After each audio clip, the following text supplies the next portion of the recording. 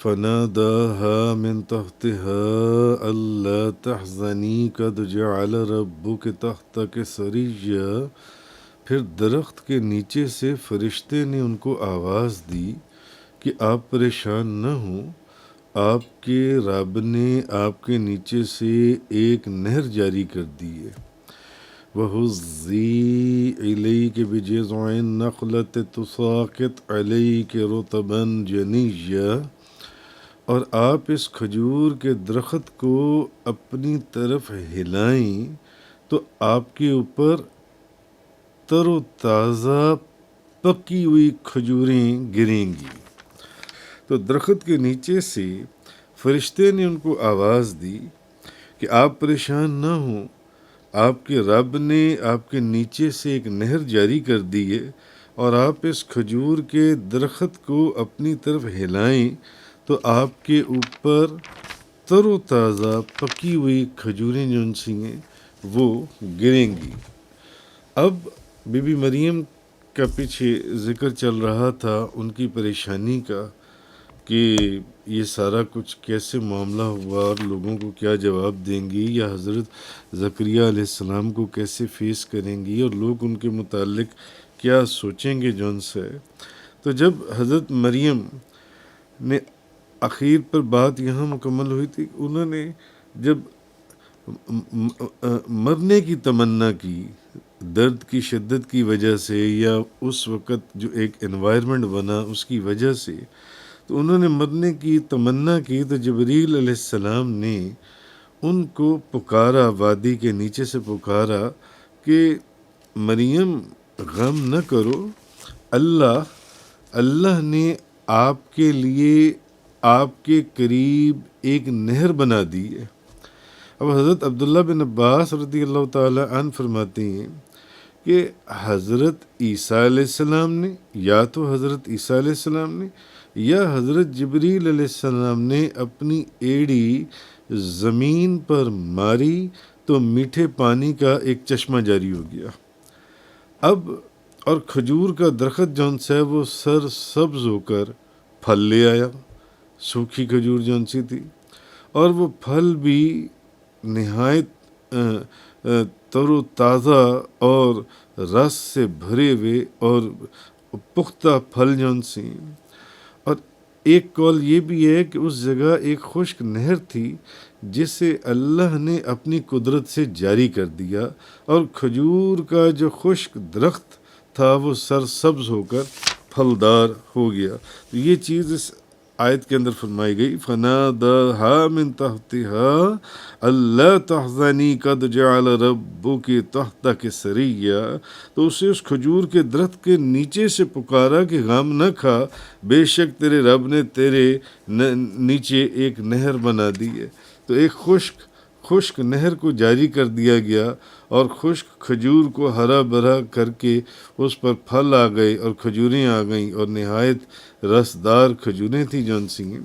آگے فرمایا وَحُزِّي إِلَيْكِ بِجِذْعِ النَّخْلَةِ تُسَاقِطْ عَلَيْكِ رُطَبًا جَنِيًّا، اور کھجور کے تنے کو، اب کھجور کو اپنی طرف ہلاؤ، وہ تم پر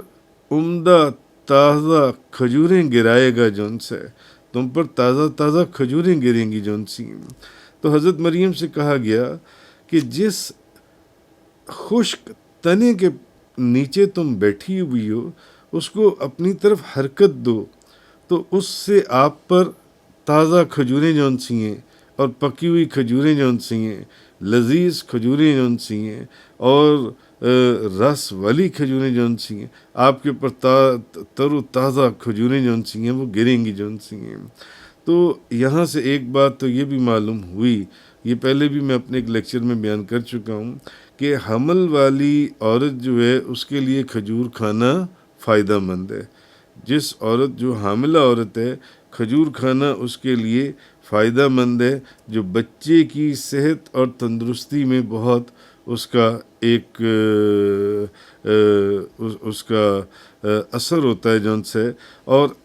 لیکن طبیعت کے مطابق یہ نہیں کہ بے شماری کھجوریں کھانی شروع کر دی جائیں، اس حالت میں بھی کھجوریں جون سی ہیں اپنی جو ایک طبعی حالت ہے اس کو پیش نظر رکھ کر اس کے مطابق، بہرحال یہاں سے پتہ یہ چلتا ہے کہ جو حاملہ عورت ہے اس کے لیے کھجور کھانا جو ان سے وہ فائدہ مند ہے۔ اور اگر غور سے دیکھیں تو یہ جو سارا قصہ حضرت بی بی مریم کا پیچھے سے چل رہا ہے، حضرت عیسیٰ علیہ السلام کی پیدائش کے وقت سے ہی اللہ نے حضرت مریم کو اپنی قدرت کے کئی نظارے دکھا کر ایک تسلی دی، کیونکہ وہ پریشان تھیں کہ یہ سب کچھ کیا ہو گیا، لوگ کیا کہیں گے، حضرت زکریا کیا کہیں گے، میرے اوپر جو لوگ ایک تہمت لگائیں گے وہ کیا اس کا میں جواب دوں گی۔ تو اللہ تعالیٰ نے حضرت عیسیٰ علیہ السلام کی پیدائش کے وقت سے ہی اللہ نے حضرت مریم کو اپنی قدرت کے نظارے جو ہیں وہ دکھا کر اصل میں تسلی دی کہ دیکھو اے مریم، جو تمہارے لیے خشک نہر کو جاری کر سکتا ہے اور خشک اور سوکھی کھجور کو ہرا بھرا کر فوراً اس میں کھجوریں پیدا کر کے اور مکمل اور رسدار کھجوریں تم پر گرا سکتا ہے جون سے ہے، تو وہ مت پریشان ہو۔ اگر یہاں وہ یہ کر رہا ہے تو آئندہ بھی وہ تمہیں اکیلا نہیں چھوڑے گا، لہٰذا تم ان چیزوں کی طرف سے غم یا پریشانی مت کرو، بلکہ جو تمہارے رب کی تم پر عنایات ہیں یا کرم نوازی ہے یا احسانات ہیں یا جو کرامتیں ہیں ان کو سمجھنے کی کوشش کرو کہ تمہارے رب نے تم پر کتنا یہ ایک احسان فرمایا جو ان سے۔ تو اصل چیز یہی ہے کہ حضرت یہ جو کچھ بھی تھا یہ حضرت مریم کی کرامت تھی، کیونکہ ان کے پاس بچپن میں بے موسمی پھل آتے تھے